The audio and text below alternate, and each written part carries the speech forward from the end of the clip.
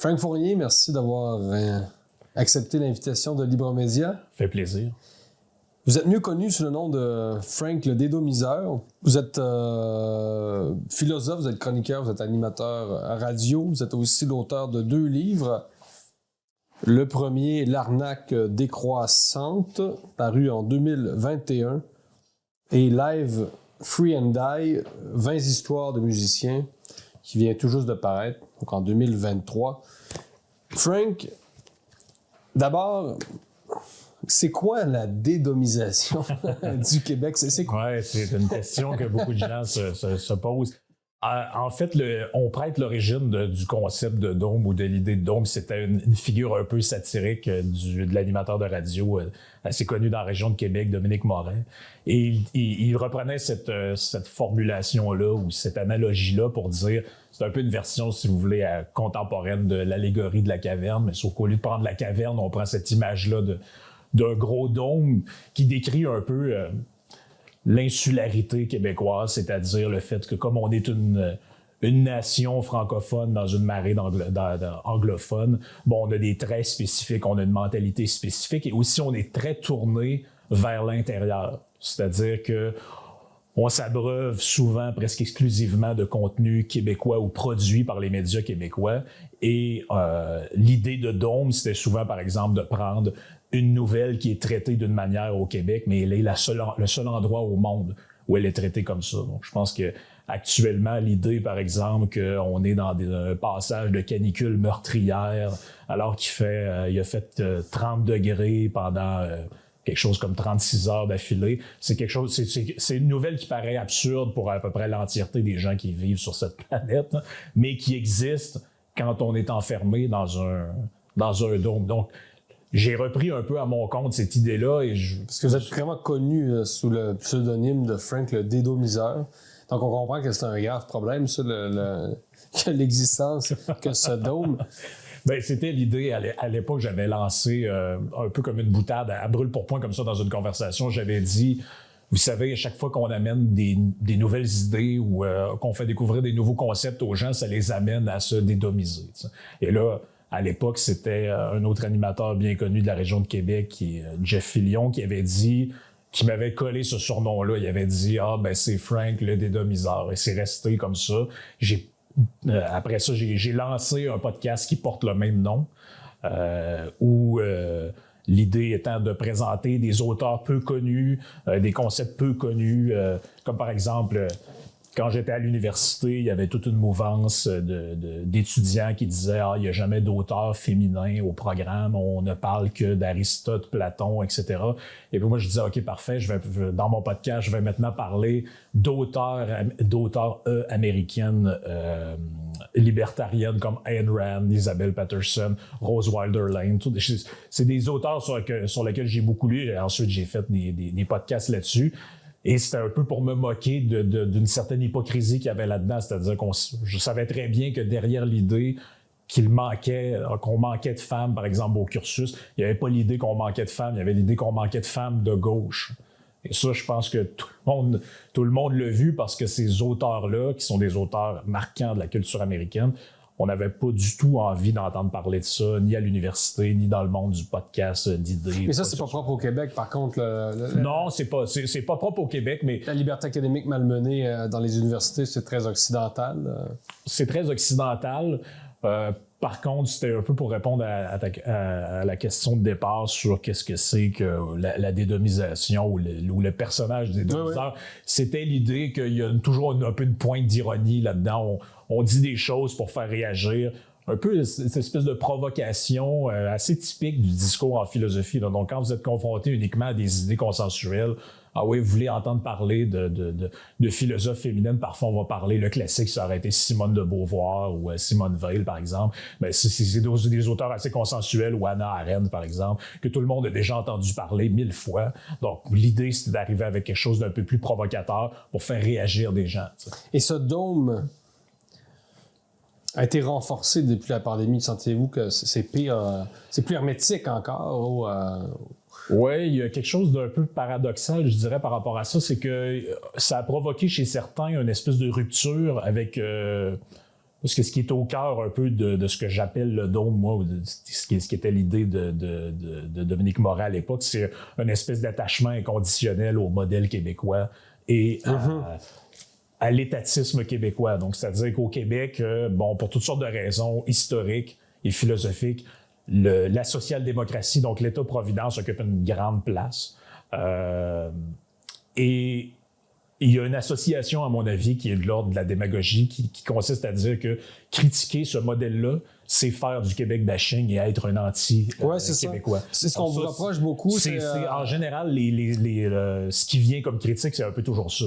Et moi, ce que je dis, c'est que le peuple québécois n'est pas réductible, ou la nation canadienne-française, dépendamment de comment vous voulez, quel terme vous préférez utiliser quand on parle de cette réalité historique-là, mais n'est pas réductible à un système politique qui, finalement, est né dans le début des années 60. Parce que vous êtes, dès les débuts de votre carrière médiatique, vous saviez que vous n'alliez pas nécessairement vous faire des amis dans les institutions, dans les grands médias, donc vous étiez déjà destiné à disons, évoluer en parallèle des grands médias.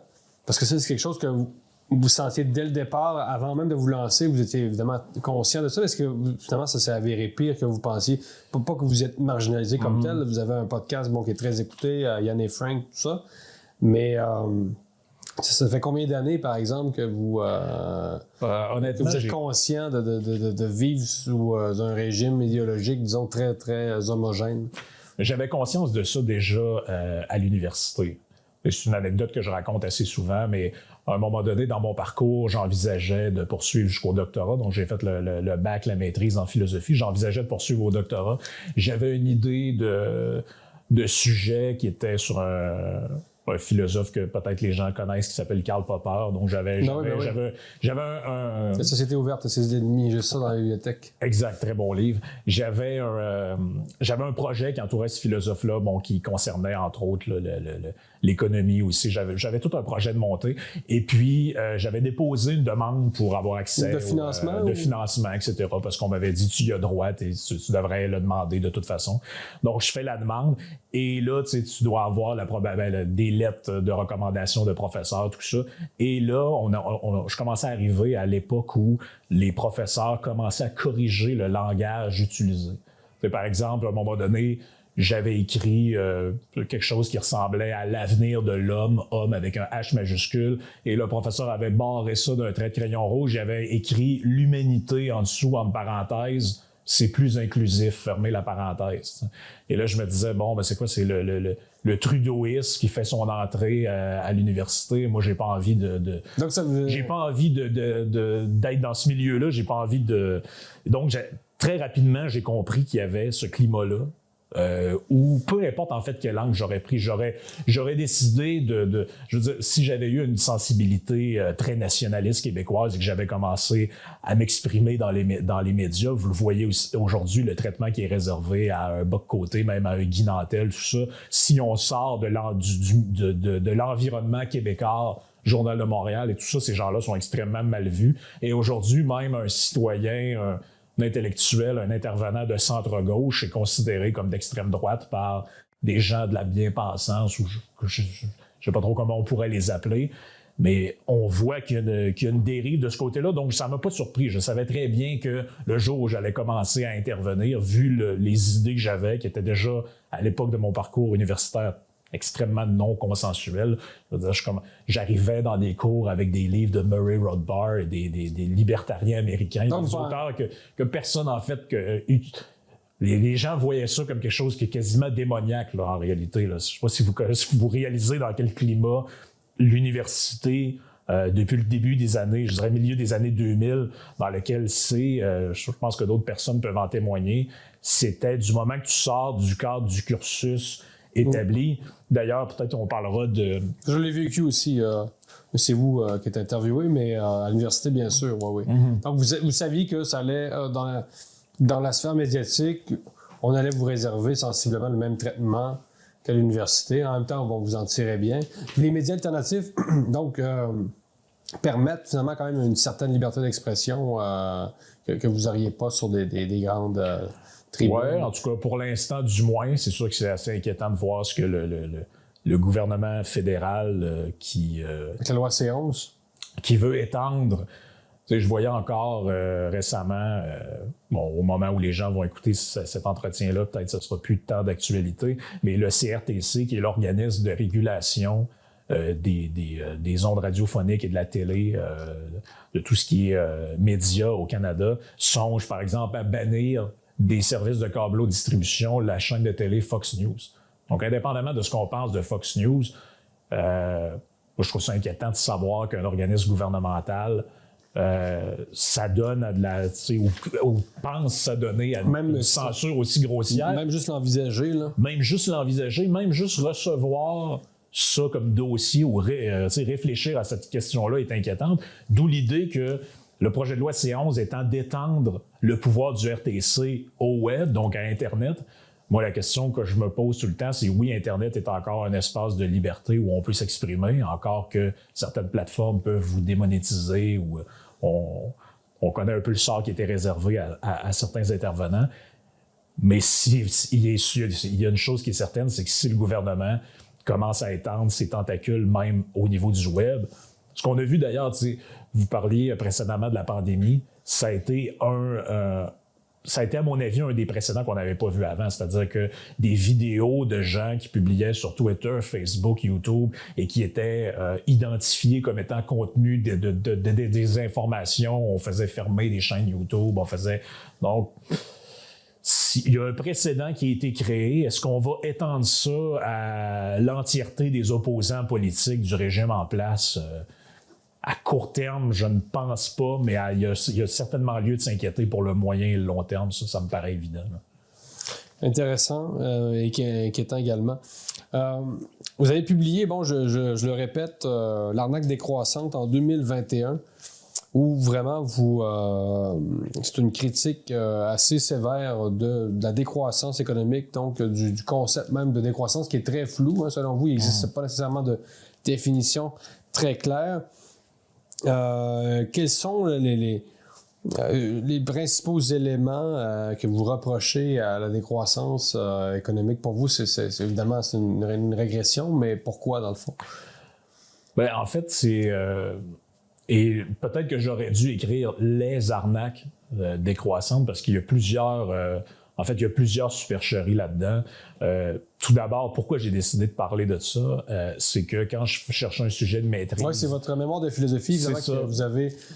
J'explique un peu dans le bouquin... Organisé, réécrit. C'est ça, j'explique dans le bouquin l'origine de cette idée-là, et c'est que moi, je trouvais un peu effarant le fait que dans les facultés de sciences sociales, on était de plus en plus sur des projets complètement désincarnés. J'en cite quelques-uns dans le livre. Les gens pensent que c'est des blagues, mais ce sont des vrais projets qui ont existé.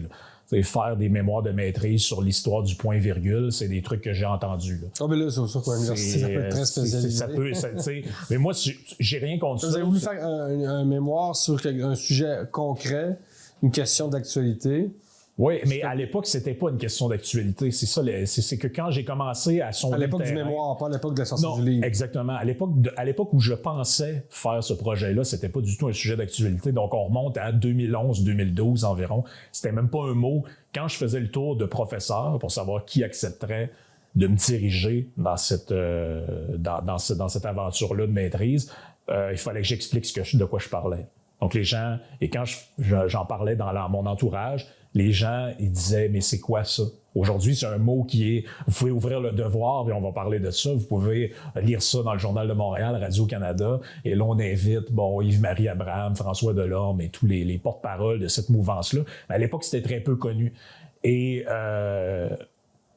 sans trop d'a priori, j'ai commencé à chercher sur cette mouvance-là parce que j'avais entendu parler d'un de ses principaux représentants qui était l'économiste français Serge Latouche. Et très rapidement, je me suis aperçu qu'il y avait plusieurs problèmes fondamentaux avec cette doctrine-là. D'abord, on ne sait pas de quoi on parle.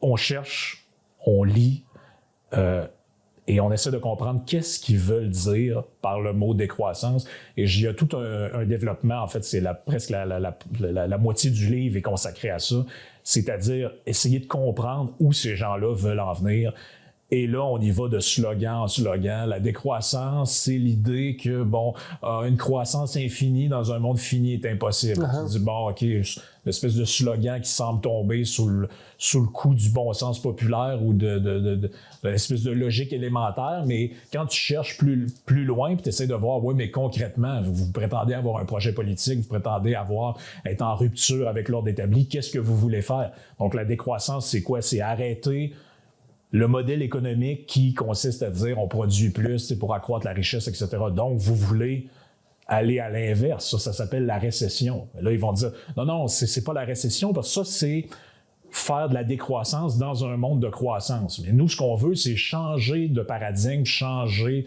de modèle économique. De mentalité, là. Et changer de mentalité. Là, tu te dis, OK, concrètement, qu'est-ce que ça veut dire?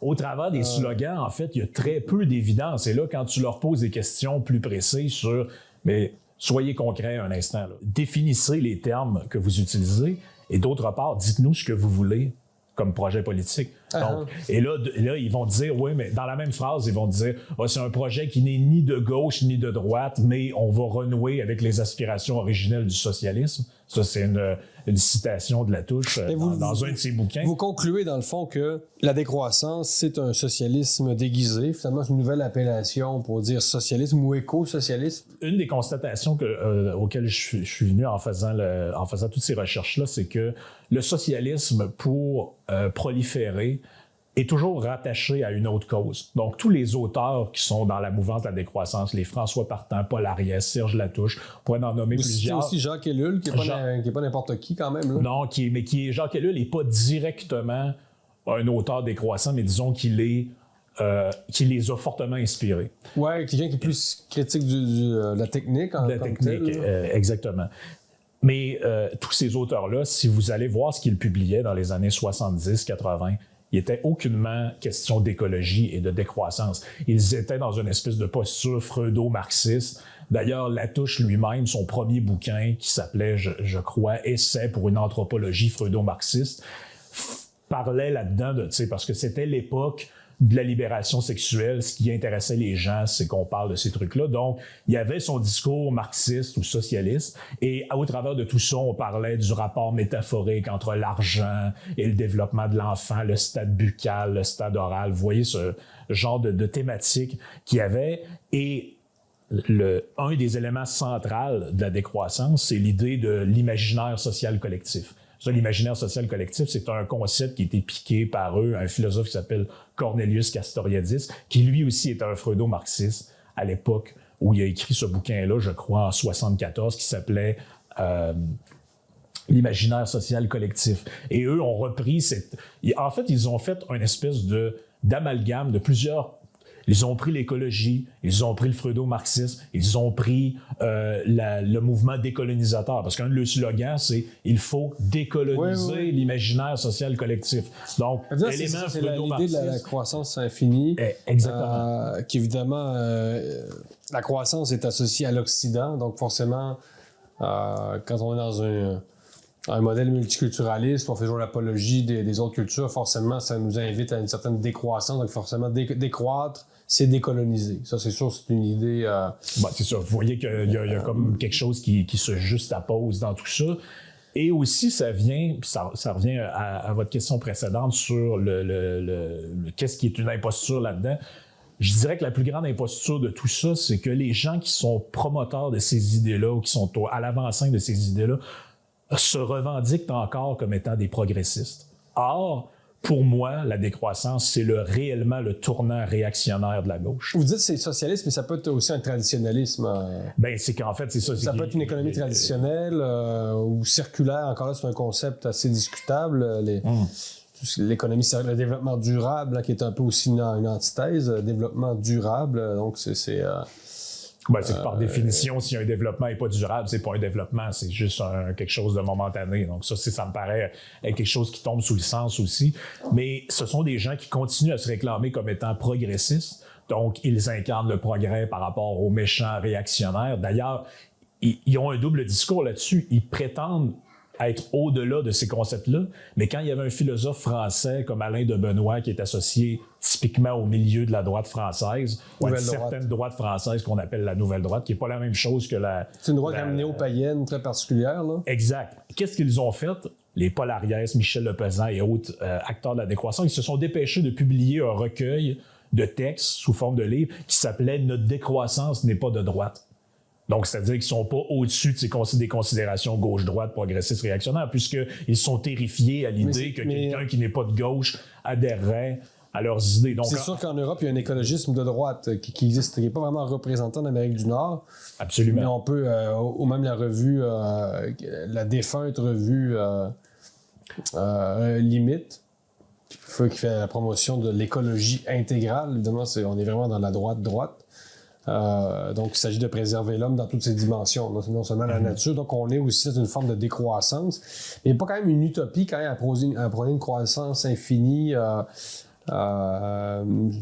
Juste sur le plan démographique, je me fais un peu l'avocat du diable, mais le Canada, par exemple, là, qui veut avoir 100 millions, une population de 100 millions, avec l'initiative du siècle, qui est quand même quelque chose qui repose sur une croissance infinie, là, cette idée-là, qui contredit quand même aussi le manque de natalité dans les sociétés occidentales.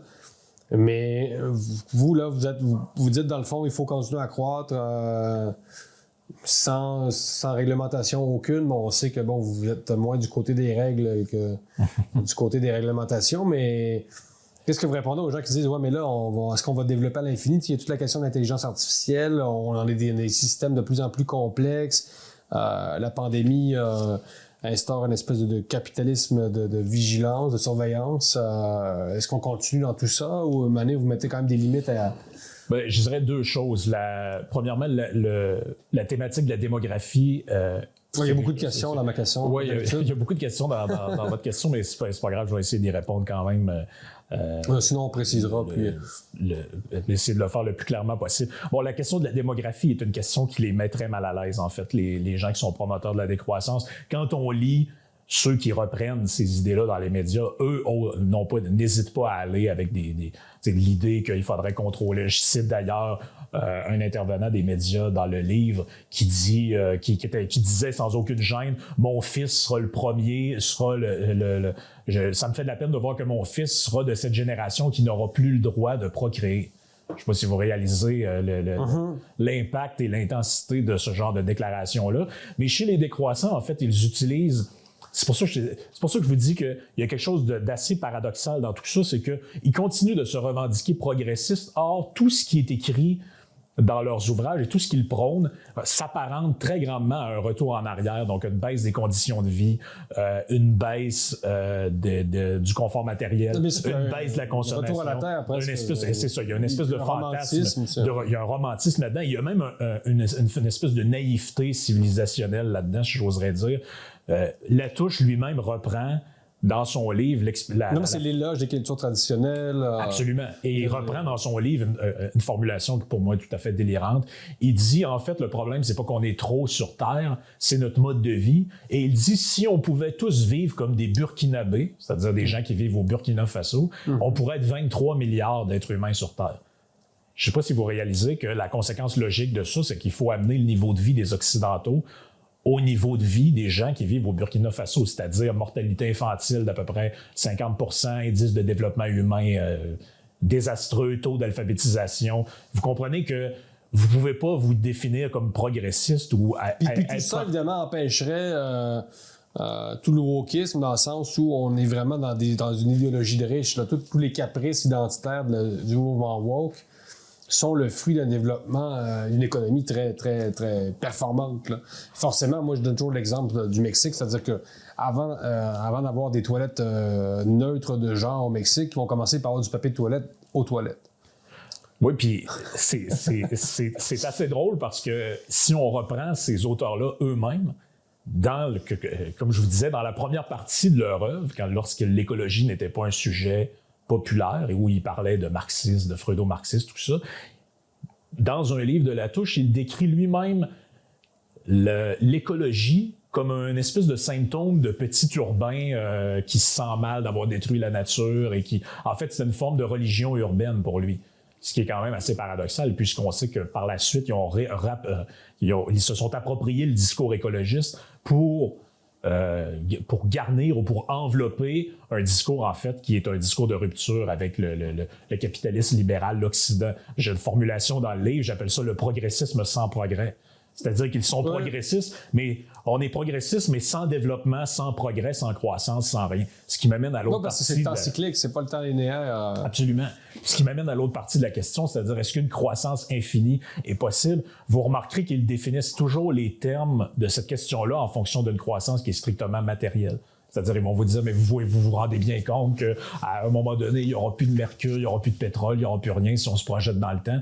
Premièrement, on n'a aucune idée de quelle échelle temporelle on parle. Leur constat peut très bien être vrai, mais si c'est vrai à l'échelle de centaines de milliers d'années, vous comprenez que c'est impertinent pour l'expérience humaine. Première chose. D'ailleurs, c'est le fameux rapport du Club de Rome, aussi appelé rapport Meadows, qui était publié dans les années 70, qui nous disait qu'au début des années 90, il n'y aurait plus de mercure, il n'y aurait plus de zinc, il n'y aurait plus d'à peu près tous les métaux rares qui étaient considérés comme rares à l'époque. C'est complètement planté là-dessus.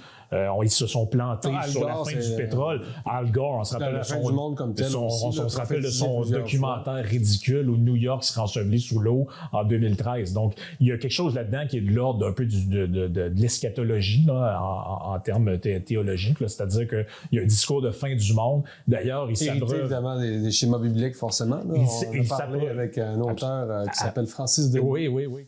Mais il y a quelque chose là-dedans qui est délirant. Et l'autre partie de la réponse, c'est que on est essentiellement dans une économie maintenant qui est dématérialisée d'une certaine manière. C'est-à-dire que si vous... Numérique. Et si vous ouvrez un cabinet de psychologie et vous avez des clients, je suis désolé, mais à un coup que vous avez acheté votre bureau et votre divan pour entendre la personne se plaindre de ses parents lorsqu'elle va se coucher dessus, pour générer de la richesse par les transactions que vous faites avec les gens, vous n'utilisez pratiquement aucune ressource. Et ils ont une vision, Mais on pourrait vous dire qu'il a fait l'éloge un peu du métavers, du passage de la numérisation de l'économie. C'est-à-dire, depuis la pandémie, on a vu quand même ce que pouvait donner un monde entièrement numérisé, si je peux dire. Mm-hmm. Donc, depuis la pandémie, est-ce qu'il ne s'est pas quand même passé quelque chose où le discours, effectivement, très romantique de certains écologistes, de certaines personnes dites à gauche, est-ce que c'est pas devenu un peu plus pertinent d'une certaine façon, dans le sens où on a vu le monstre de la modernité durant la pandémie, c'est-à-dire un système de gestion potentiellement totalitaire, un monde où il y aurait moins de rapports sociaux. Est-ce que le mode de vie, justement, du Burkinabé, pour prendre votre exemple, n'est pas apparu durant la pandémie pour certaines personnes encabanées chez elles, peut-être plus pertinent? Évidemment, le modèle du Burkinabé est assez cliché, mais... Comprenez, est-ce que ce romantisme-là, cette apologie un peu naïve, effectivement, des cultures traditionnelles, n'est pas apparu quand même pour certains Occidentaux comme, pas comme une solution, là, mais disons qu'on n'a pas nécessairement le même regard sur, par exemple, les Mexicains, qui ont plusieurs défauts, mais qui n'avaient pas celui de canceller 2 fois Noël de suite. Oui, mais je comprends le sens de votre question, mais je pense que malheureusement, aujourd'hui, on est un peu dans un contexte où les gens se positionnent non pas par rapport à leur positionnement réel et leur bagage théorique réel, leur conviction profonde, ils se positionnent par rapport à leurs adversaires idéologiques. Donc, pendant la pandémie, moi, je me serais attendu, personnellement, à ce que les plus farouches opposants de cette espèce de système de contrôle basé sur la technologie, justement, avec les passeports vaccinaux dans les téléphones. On incitait les gens à installer des applications. La gauche un peu anarchisante. Là. Exactement, la gauche un peu anarchisante. Mais non, on les a pas vus, les anarchistes, durant la pandémie. Ils sont complètement disparus, mais savez-vous... C'est incroyable, hein, quand même. Mais l'idée que j'ai, moi, de ça, c'est qu'en fait... leur principale préoccupation, c'est qu'ils ne voulaient pas être du côté de Donald Trump, la alt-right aux États-Unis, parce que l'opposition au contrôle étatique est d'abord venue de la mouvance conservatrice. D'ailleurs, en Europe, c'est un peu différent. On a vu que, par exemple, en France, pendant un certain temps, c'était plus par exemple, un Mélenchon qui était assez critique du passeport sanitaire, vaccinal, tout ça, ce qui n'a pas été le cas de la gauche aux États-Unis, et encore moins au Canada ou au Québec, où tout d'un coup, quand il est question d'environnement, on parle de techno-jeûne et le fait que la technologie nous rend esclaves et on n'est plus dans notre propre nature. Donc, il y a une espèce de romantisme de l'appel à la terre. Et là, tout d'un coup, il y a une pandémie qui arrive et on souscrit dans à tout. Une techno-totalitaire. Absolument. Ben, c'est justement une de leurs références à ce mouvement-là. Vous l'avez cité tout à l'heure, qui est Jacques Ellul. Jacques Ellul a une phrase pour ça. Il dit l'aboutissement de la technique, qu'on pourra comprendre aussi ici comme technologie étant une extension de ça, et va aboutir au système le plus totalitaire. Mais c'est pour ça que je pose la question. Donc, y a-t-il quelque chose dans ce monde intellectuel qui appartient aux penseurs du mouvement dit de la décroissance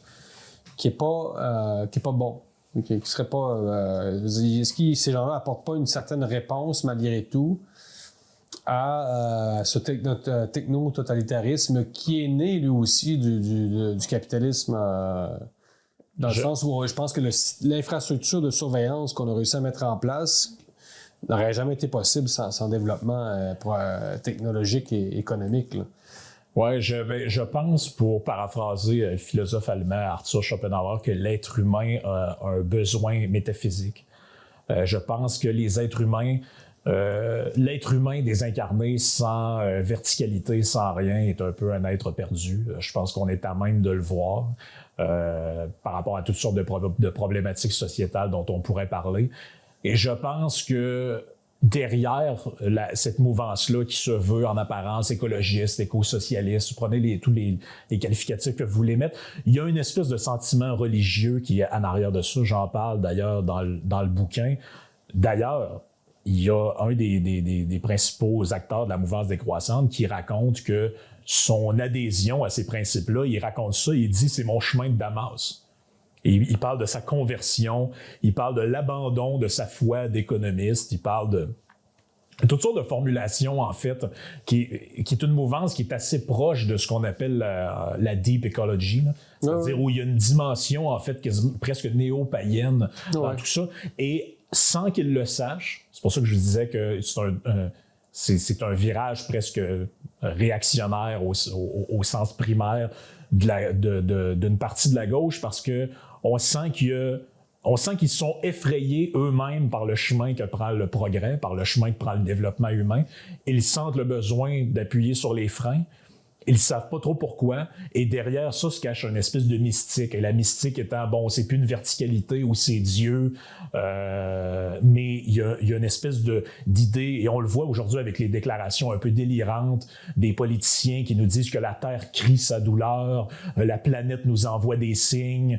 D'ailleurs, même, aujourd'hui, et ça ramène à l'idée avec le feu de forêt, évidemment, tout. Absolument tout phénomène météorologique jugé quelque peu intense, là, évidemment, est un signe de la... Oui, absolument. C'est Sodome et Gomorrhe. Le signe des temps.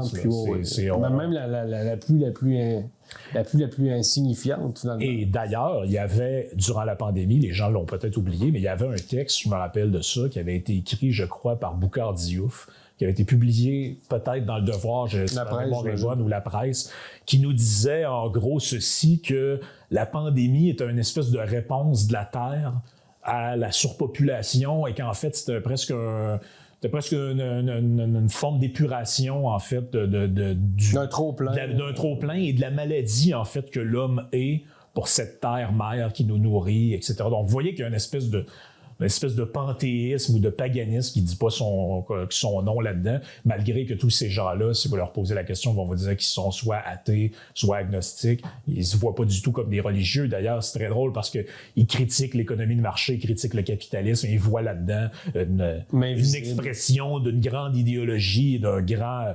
les économistes sont vus comme des dangereux idéologues qui prônent des idées qui sont à la limite de la maladie mentale. Mais eux ne voient absolument pas que toute cette mouvance-là alternative qu'ils mettent de l'avant est en fait quelque chose de foncièrement religieux. Là. Quand on commence, et surtout quand on s'exprime par slogan comme ils le font, vous allez voir, il y aura des commentaires suite à notre entretien, vous aurez des choses comme « Ah, mais de toute façon, la décroissance, vous l'aurez, que vous le vouliez ou non, elle sera choisie ou subie. » Ça, c'est un slogan qui a été établi par les militants de cette mouvance-là. Et c'est comme ça c'est comme ça qu'ils verrouillent le discours. Je parlais de Karl Popper précédemment. Popper disait qu'on reconnaît une pseudo-science au fait elle ne peut pas être contredite. Réfutable. Elle ne peut pas être réfutable. Pourquoi? C'est que si vous êtes d'accord avec les préceptes de la décroissance, donc vous êtes d'accord avec la décroissance choisie, et si vous le niez, on va dire, niez-le tant que vous voulez. Vous allez la subir, c'est inéluctable. Cette décroissance, cette volonté de décroissance vraiment conforte le sentiment anti-occidental. Évidemment, je le répète, la croissance, c'est le fruit de l'Occident. Donc, c'est le fruit de l'homme blanc. Donc, cette décroissance, cette volonté de décroissance va évidemment alimenter une espèce d'autodénigrement de sa propre communauté culturelle, si je peux dire. Donc ça, vous l'avez observé aussi. Là. Oui, bien absolument. Si on remonte à l'origine de tout ça... Ils disent que c'est biblique, justement, parce que dans la Genèse, on dit... mais oui, parce multipliez-vous, je ne me rappelle pas exactement de la formule exacte. Mais le péché originel de la modernité, selon ces gens-là, c'est la fameuse phrase de Descartes que l'homme se rendra maître et possesseur de la nature. Donc l'idée étant que l'humanité a commencé... tous les discours à saveur religieuse sont un petit peu comme ça, c'est-à-dire que c'est le péché originel du développement et de la modernité, parce que c'est là qu'on a commencé notre dégénérescence, on s'est déconnecté avec notre nature profonde, on a considéré qu'on n'habite plus la nature, mais on la manipule, on la transforme, on la fait sienne, on l'exploite. Donc, vous voyez un peu tout le discours qui se cache derrière ça. Et si vous commencez à vous attaquer à ces fondements-là de la modernité, en fait, c'est tout le projet de l'Occident que vous remettez en cause. Donc, c'est tout le système de connaissances, c'est tout le siècle des Lumières, c'est tout cet héritage-là qui fonde les sociétés occidentales sur lesquelles on est en train de s'appuyer. Quand vous commencez à dire que le développement, c'est un concept qui doit être revu parce que ça amène à, je sais pas moi, la destruction de la planète et tout ça, et vous remarquerez d'ailleurs leur discours, donc je le dis pas réactionnaire dans une forme de jugement moral, c'est réactionnaire vraiment dans le sens étymologique presque du mot, où on dit...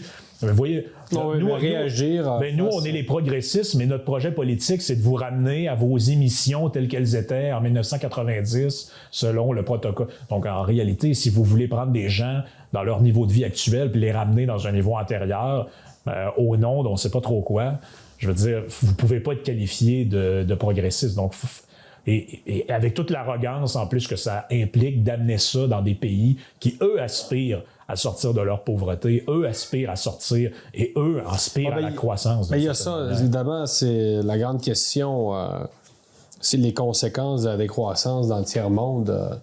Évidemment, ça serait épouvantable, ça pourrait même mener à des guerres civiles très rapidement. Juste les impacts de la pandémie économique dans certaines économies dans certains pays d'Amérique latine, je veux dire, il suffit de baisser la croissance de quelques pourcentages pour créer une instabilité politique assez importante. Donc, j'aurais tendance à vous dire que même ici, on l'a expérimenté, parce que ça a été quoi la pandémie, finalement, avec le principe du lockdown? Ça a été qu'on a fermé l'interrupteur de l'activité économique. On a artificiellement créé une décroissance momentanée. Donc, il y a eu une chute en 2020 et 2021 lors des confinements, mais surtout 2020, il y a eu une chute de la croissance, il y a eu une chute du PIB parce qu'on a stoppé l'activité économique. Et pour que les gens puissent survivre, le gouvernement a fait marcher la planche à billets, il a imprimé des milliards de dollars. Et qu'est-ce qui s'est passé? Il y a une inflation historique. Donc, vous voyez un peu les problèmes. Imaginez qu'on applique une telle logique. Parfait, on décroît de 10, 15, 20% à l'échelle planétaire. Imaginez la catastrophe et le chaos social que vous allez créer. Mais j'anticipe déjà la réponse. La réponse sera... C'est la condition de la femme aussi qui risque de régresser. La condition de la femme, la condition de tout ce qu'on appelle aujourd'hui les minorités opprimées, qui se revendiquent toutes sortes de droits. Je pense que vous mentionnez à juste titre tout à l'heure, quand vous allez dans des pays qui n'ont pas le même niveau de vie que nous, des débats comme est-ce qu'on devrait permettre à des hommes déguisés en femmes de faire des spectacles devant des enfants ne peut pas passer par l'esprit de quelqu'un qui se demande s'il va être capable de nourrir ses enfants. Là. voyez que ce sont des problèmes de riches.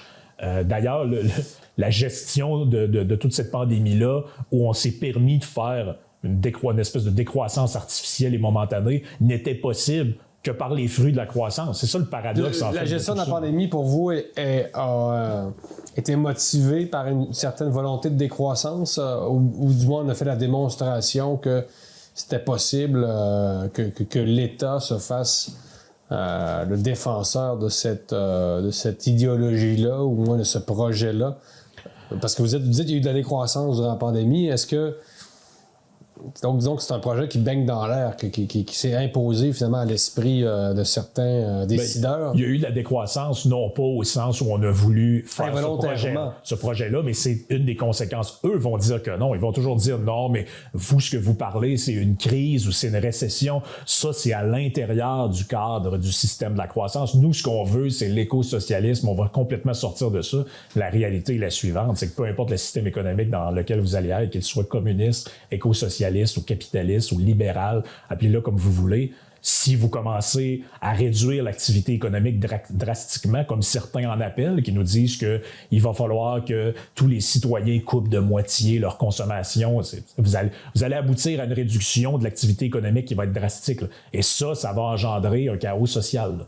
Il n'y a aucune autre manière de voir. Et d'ailleurs, c'est un des problèmes, je pense, de cette mouvance-là, qui avance beaucoup avec une espèce de frivolité, c'est-à-dire qu'on entend les gens parler de ça, de la décroissance, comme si c'était la simplicité volontaire, comme si c'était l'idée de « je fais un peu attention, j'utilise des sacs... » la sobriété énergétique, non? C'est ça, ben oui, avec tous ces mots-là qui sont... Sobriété tout court, puis sobriété, un petit peu de... Moi, je fais pousser mes propres légumes et j'utilise plus de sacs en plastique, mais vous comprenez pas que c'est pas de ça dont il s'agit. Dans un projet comme la décroissance, ce n'est pas de la simplicité volontaire ou faire attention ou essayer de mieux consommer, de ne pas prendre les légumes qui sont emballés à l'épicerie. Non, il s'agit de réduire l'activité économique de manière prononcée, ce qui va inévitablement engendrer des problèmes assez graves. Et ce qui, en plus, c'est ça tout le paradoxe des défenseurs du modèle québécois, ça revient au début de notre entretien, c'est les défenseurs du modèle québécois qui tiennent absolument à nos sociétés d'État, notre système généreux où, bon, il y a un gros filet social, des hôpitaux publics, des écoles publiques, un système étatique qui fonctionne. Ce système-là, il fonctionne à l'argent.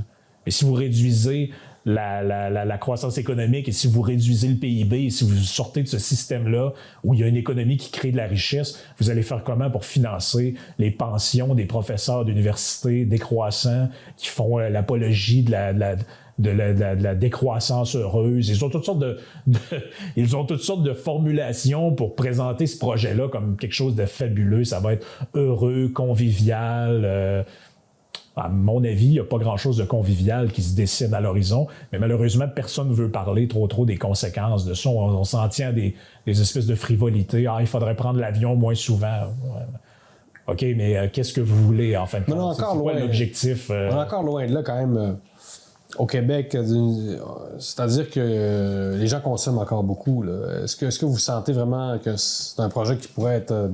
enclenché rapidement au Québec, c'est-à-dire que quand on regarde que les gens peuvent dépenser, par exemple, pour la maison, l'entretien de la maison, la piscine, est-ce que vous sentez qu'au Québec, vraiment, les gens accepteraient ça d'abord parce que, bon, quand même, les gens rénovent leur salle de bain aller-retour, je sais. Ouais. Concrètement, est-ce qu'on est vraiment là ou... vous dites que la pandémie a montré que ça n'était pas si loin. C'est qu'il y a une bonne partie, entre autres, de ma réflexion, c'est ce que je disais dans le livre, c'est peut-être le seul bout, si j'avais à le republier, que je nuancerais ou je rajouterais peut-être une section. C'est-à-dire que je disais, bon, ces gens-là sont des idéalistes, des rêveurs, mais grosso modo, en réalité... On commence à légiférer sur l'eau qu'on peut mettre dans sa piscine en France. Ça existe, là. Voilà, et là, on a des politiciens municipaux maintenant qui, leur but, c'est plus d'administrer des villes puis de rendre les citoyens satisfaits des services qu'ils doivent dispenser, c'est d'interdire le Roundup pour lutter contre la disparition des abeilles ou ce genre de trucs-là. T'sais. Donc, vous voyez que sans basculer, parce qu'on bascule jamais d'un système à l'autre du jour au lendemain. Donc, c'est un peu la théorie de la petite cuillère, c'est qu'on y va petite mesure par ici, par là, on modifie des lois, on change des règlements. Et sais, on sent qu'il y a eu un... Mais à l'international, quand on regarde, par exemple, la Chine, là, qui est pratiquement devenue la première économie mondiale, est-ce que la Chine, pour la décroissance, on ne sont pas du tout là-dedans encore, là? Non, la Chine est encore dans l'ancien paradigme, je dirais, communiste, productiviste. Et comme les autres puissances non occidentales sont encore pas mal là-dedans. Donc, vraiment, ça reste une bulle occidentale, quand même, la décroissance. Quoique la décroissance, quand même, pourrait bien s'accommoder du modèle chinois, par contre, mais la Chine, comme telle, n'est pas du tout dans la décroissance économique, là. Non, pas du tout. Puis elle va être appelée à exercer une influence de plus en plus grande. Est-ce que c'est un facteur que vous avez considéré? Bien, vous n'abordez pas la question de la Chine dans votre livre, mais... Non, mais l'idée que j'avançais un peu dans le livre, c'est parce que le livre étant le reflet d'une réflexion qui remonte quand même à plusieurs années, et à l'époque, je voyais que je me disais, ce discours-là n'aura jamais aucune traction dans la réalité, parce que, bon, pour toutes les raisons que vous venez d'énumérer. Parce que la Russie, là, il y a l'Ukraine. Là, on a vu que la guerre nécessitait une croissance soutenue. Il faut produire des armes, puis des armes les plus technologiquement avancées. Ben, c'est-à-dire qu'on n'est jamais à l'abri d'un espèce de retour du réel. Le réel. C'est quelque chose qui demande la production intensive, c'est bien la guerre. T'sais. Donc ça aussi, c'est une variable qui pourrait peut-être, compromettre le projet décroissant.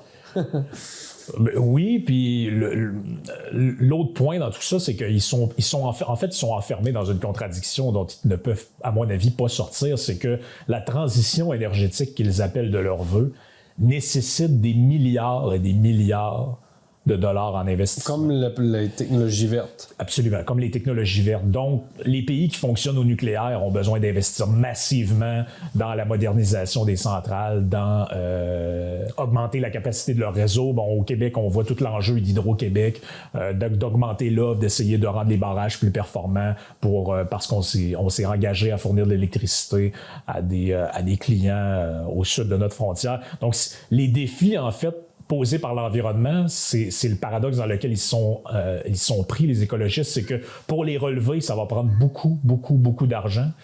C'est l'Institut international de l'énergie, l'Agence internationale de l'énergie qui donnait des chiffres là, effarants il n'y a pas si longtemps que ça.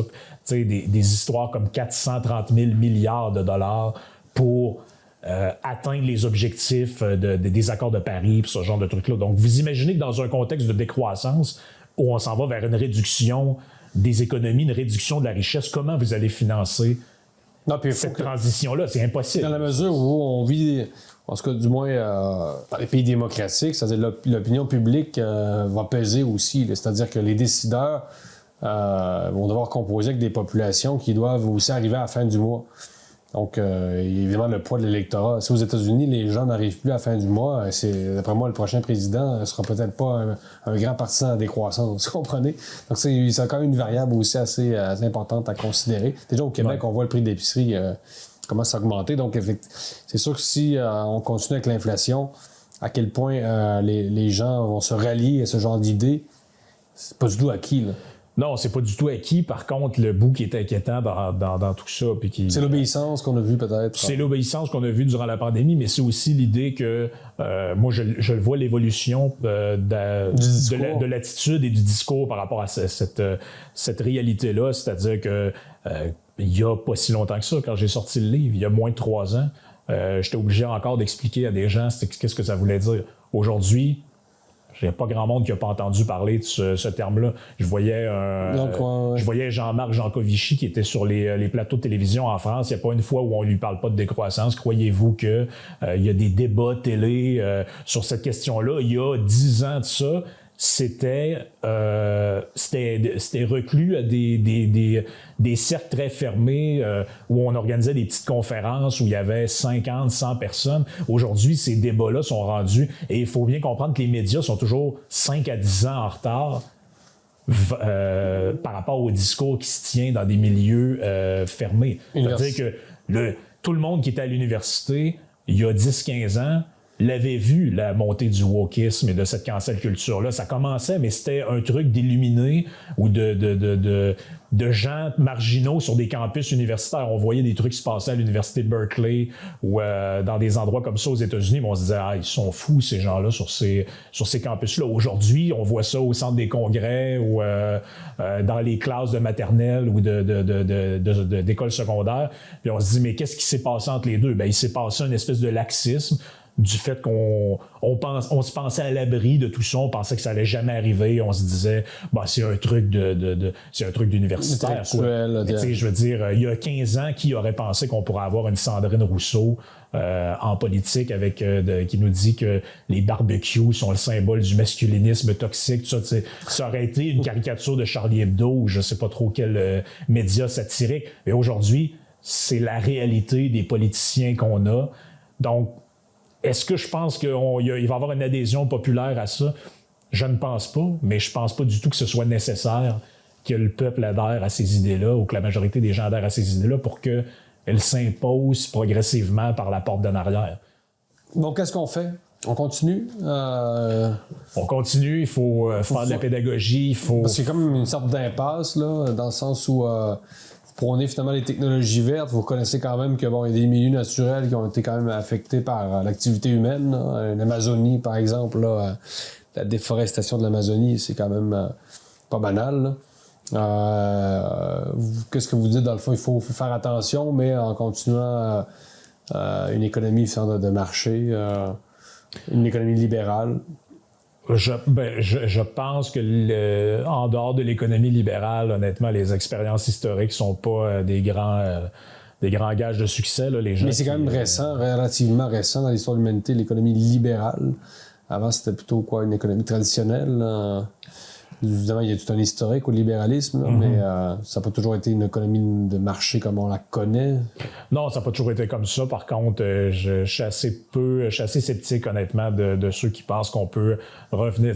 Évidemment, l'économie de subsistance. Non, c'est ça, mais c'est comme j'écoutais, il n'y a pas si longtemps, j'écoutais pour le plaisir, parce que j'ai des plaisirs malsains dans la vie. Il fait longtemps que les échanges sont mondialisés, mais ils n'étaient pas aussi intensément mondialisés. Non, absolument, mais j'écoutais il n'y a pas si longtemps que ça une conférence, justement, d'un marxiste qui disait mais les problèmes ont commencé avec l'invention de l'argent, puis là, il remonte à la grève. Ouais, mais c'est quoi votre projet, là? On va abolir l'argent, on revient à l'économie de troc. Je veux dire, ça arrivera jamais. C'est le fun dans un bistrot avec quand on a pris quelques verres avec des amis, refaire le monde, abolir l'argent, abolir les frontières, ou je sais pas trop quelle lubie idéologique, abolir les sexes. Ben oui, aujourd'hui, c'est là qu'on est rendu. Là. C'est le fun. Mais je pense pas qu'il y a... Non, honnêtement, je pense que contrairement à ce que beaucoup de gens pensent, les choses ont tendance à s'améliorer. Quand on regarde le portrait, il y a un excellent livre là-dessus d'ailleurs qui s'appelle Factfulness, qui trace le portrait un peu de où on en est par rapport à la pollution, par rapport à toutes sortes d'enjeux. Mais vous savez, c'est un peu ce qu'on appelle le paradoxe de Tocqueville. C'est-à-dire l'idée que plus on progresse vers la résolution d'un problème, plus le chemin à parcourir nous paraît insupportable. Donc, quand vous êtes dans la résolution, vous prenez tous les sujets auxquels vous êtes confrontés aujourd'hui, vous avez l'impression, si vous écoutez les activistes, que le droit des femmes, ça n'a jamais été aussi mal, le droit des personnes de minorités sexuelles, ça n'a jamais été aussi mal, l'environnement n'a jamais été aussi une catastrophe. La réalité, c'est qu'on est probablement à l'époque où on fait le plus attention à toutes ces choses-là. Je veux dire, aujourd'hui, c'est quand même assez mal vu socialement de brûler des pneus ou de manquer de respect envers des femmes. Ou, je veux dire, ces gens-là ont accès au marché du travail. Les gens de minorités sexuelles ont le droit de se marier. Je veux dire, de laisser croire qu'on est dans une espèce à l'aube de la grande noirceur pour les minorités ou pour l'environnement, tout ça, je ne souscris pas du tout. À mon avis, c'est un discours qui est complètement déconnecté de la réalité. Si on regarde les indicateurs, même la pollution aux États-Unis dans les dernières années, on voit une décroissance de la pollution à cause de tous la modification de certaines techniques d'extraction de l'énergie, etc. Les grandes villes sont moins polluées. Oui, c'est ça, le charbon traditionnel qui a été remplacé par d'autres technologies, le gaz naturel, etc. Bon, Frank Lédomiseur, un grand merci d'avoir accepté l'invitation de Libre Média et au plaisir de vous reparler à une autre occasion. Merci de m'avoir reçu.